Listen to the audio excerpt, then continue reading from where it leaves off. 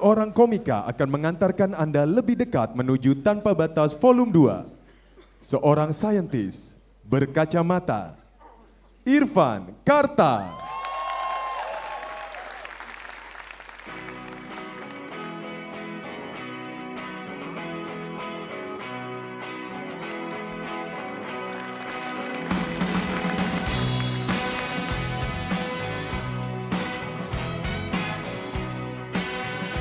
Assalamualaikum warahmatullahi wabarakatuh. Nama saya Irfan Kartawirya. Selamat datang di Tanpa Batas Volume 2. Semi ini nyusahin banget ya. Bikin acara dengan judul komedian menggugat. Menggugat ini bahasa hukum. Sebagai saintis tahu apa saya tentang hukum? Hukum yang saya tahu cuma hukum Archimedes. Ya, tapi terus kenapa saya masih mau membuka show ini? Sederhana, karena saya punya visi bahwa Indonesia itu harusnya lebih ilmiah. Kita sudah terlalu lama hidup dalam negara yang tidak menggunakan logika-logika ilmiah dalam berpikir. Ya, contoh dari kecil kita diajarin bahwa negara kita adalah negara agraris, negara pertanian.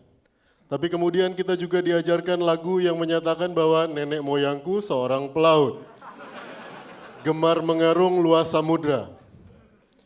Coba nenek moyang jangan labil gini dong. Mau jadi petani atau pelaut? Karena satu-satunya yang bisa ditanam di laut, itu cuma rumput laut.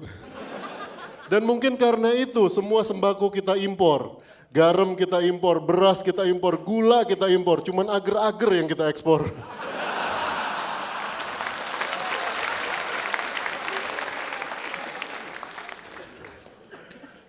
Ya, kita sering terkesima sama barang impor.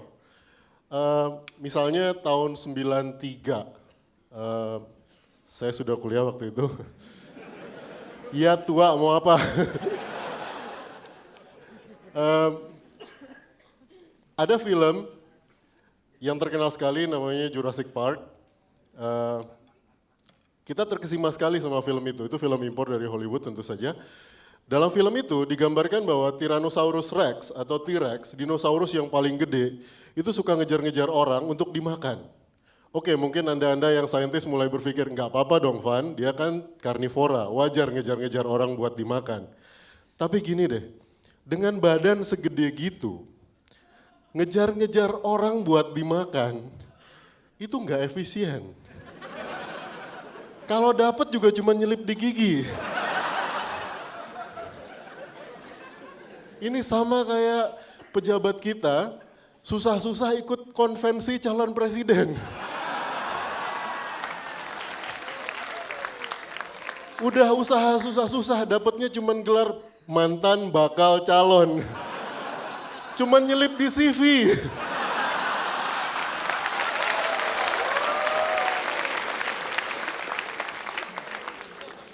Ya padahal kalau dipikir-pikir ya, produk Indonesia tuh nggak jelek-jelek amat kok, beneran.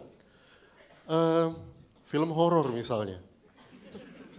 Film horor Indonesia itu ya, tahun 80-an, gila serem banget. Bener. Film Susana, bener. Film Susana itu beda sama film sekarang. Kalau film sekarang, itu film horor sekarang ya, ditonton 2 kali, yang kedua kali udah nggak serem. Tapi kalau film Susana, jangan main-main. Bener. Dulu kalau kita nonton film Susana, terus pulangnya ketemu Susana, itu hitungannya ketemu artis. Tapi coba tonton sekarang.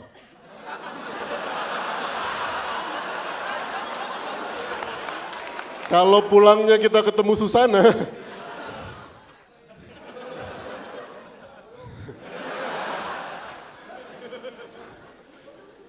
iya, meskipun kalau di TV Indonesia film horor tuh jadi nggak ada apa-apanya. Iya, karena kalau film horor diputar di TV Indonesia, itu jadinya agak gimana gitu. Coba Mbak, coba sebutin satu judul film horor yang paling serem yang pernah ditonton. Atau siapa deh kalau nggak inget. Ayo sebutin satu judul. Jelangkung, apa lagi? Ya, Menurut saya film yang paling serem itu Conjuring salah satunya ya. Sepakat ya. Sepakat aja lah. Coba bayangin film Conjuring diputar di TV Indonesia jam 11 malam karena anak-anak nggak boleh nonton. Jam 11 malam diputar di TV Indonesia, adegannya sedang mencekam-mencekamnya, suasana gelap gitu ya. Lalu bonekanya menatap ke kamera dengan sangat mengerikan. Iklan sosis.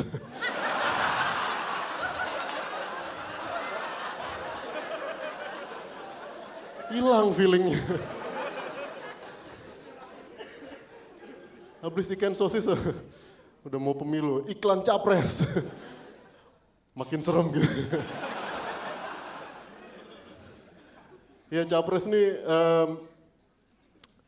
bentar lagi ya kita akan milih ya, presiden meskipun pendaftarannya baru buka tanggal 18 Mei, tapi banyak yang orang yang sudah mengaku sebagai calon presiden, daftar aja belum. Itu ada batas umurnya, 35 tahun. Menurut undang-undang atau menurut peraturan KPU, batas menjadi presiden itu 35 tahun. Menurut saya ini adalah keputusan yang brilian, hebat sekali. Kenapa? Karena kalau orang di atas umur 35 tahun, umur 45, 50, 60, itu bikin slogan kampanyenya enak gitu ya. Jujur, bersih, berani. Gitu. Apalagi, mengabdi demi bangsa. Apalagi, ya pokoknya itu deh ya, bohongnya sama semua. Tapi bayangkan kalau itu tidak dibatasi, batas minimum umurnya. Terus anak umur 17 tahun ikut jadi calon presiden. Terus dia kampanye. Tagline-nya begini. Pokoknya aku udah nyapres buat kamu.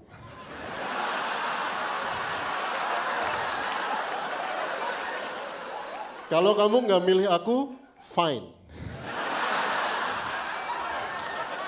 Serah. Aku udah capek.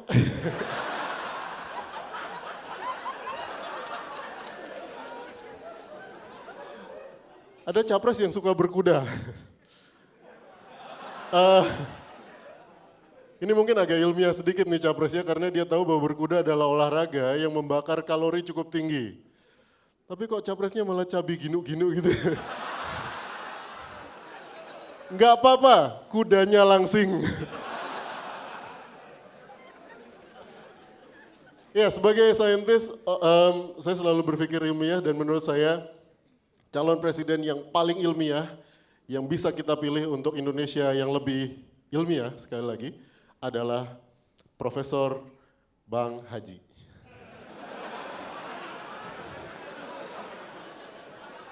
Kenapa? Protes tentang gelar profesornya.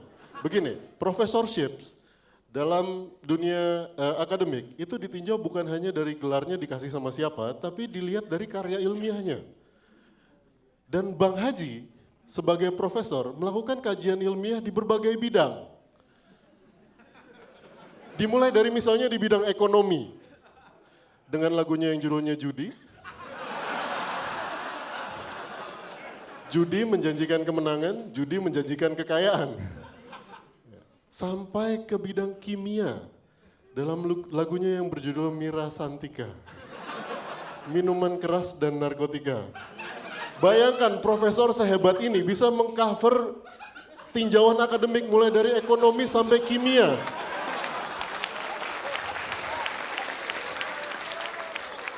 Saya aja yang saintis beneran gak bisa. Ya dan oke, satu karya ilmiah beliau yang menurut saya paling fenomenal, yang membuat saya menjatuhkan pilihan kalau beliau mencalonkan diri. Syukurnya enggak.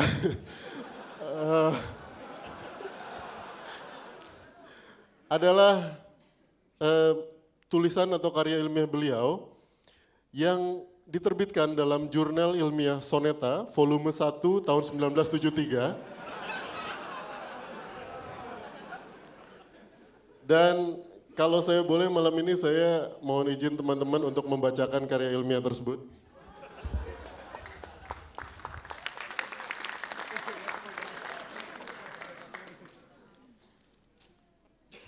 Saya hanya bawa kutipannya karena paper aslinya 20 halaman.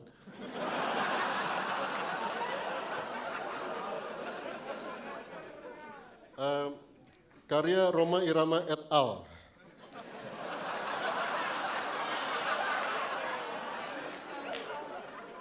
Judulnya adalah Begadang, sebuah kajian fisiologis dan kesehatan.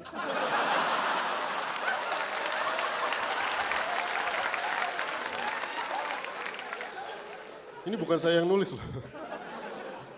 Menurut definisi kuantitatif, apakah yang disebut dengan begadang? Apakah orang yang tidak tidur untuk menonton bola jam 11 malam bisa disebut sebagai begadang? Atau orang yang bangun tahajud jam 3 pagi juga untuk mendoakan tim bolanya? Bisa disebut begadang?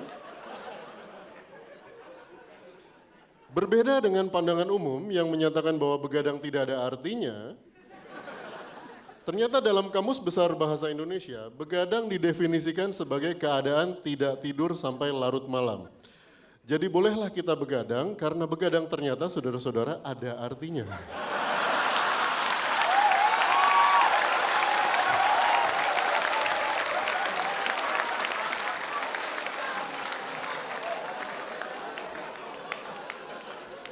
Lalu apakah bahaya fisiologis dari begadang?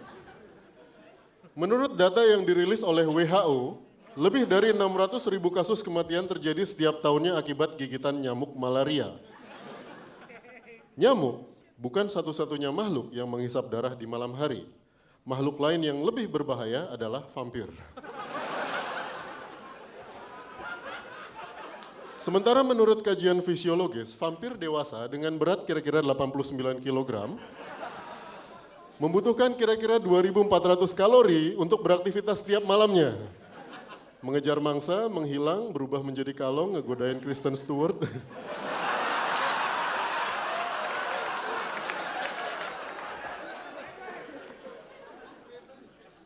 Vampir macam apa godain anak SMA? Menurut analisa biokimia, darah mengandung sekitar 600 kalori per 450 ml. Sehingga untuk memenuhi kebutuhan kalorinya, maka vampir dewasa perlu menghisap kurang lebih 1.650 ml darah setiap malam. Kalau ini terjadi, kita cukup yakin bahwa darah sang korban akan berkurang dan akibatnya muka menjadi pucat. Berdasarkan kajian ilmiah inilah maka kami dari tim Sonata Investigation, ternyata ada institutnya, mengusulkan sebuah iklan layanan masyarakat tentang bahaya dari begadang dengan statement sebagai berikut. Begadang jangan begadang kalau tiada artinya. Begadang boleh saja kalau ada perlunya. Kalau terlalu banyak begadang, muka pucat karena darah berkurang. Begadang jangan begadang kalau tiada artinya. Begadang boleh saja kalau ada perlunya. Terima kasih, selamat malam. Assalamualaikum warahmatullahi wabarakatuh.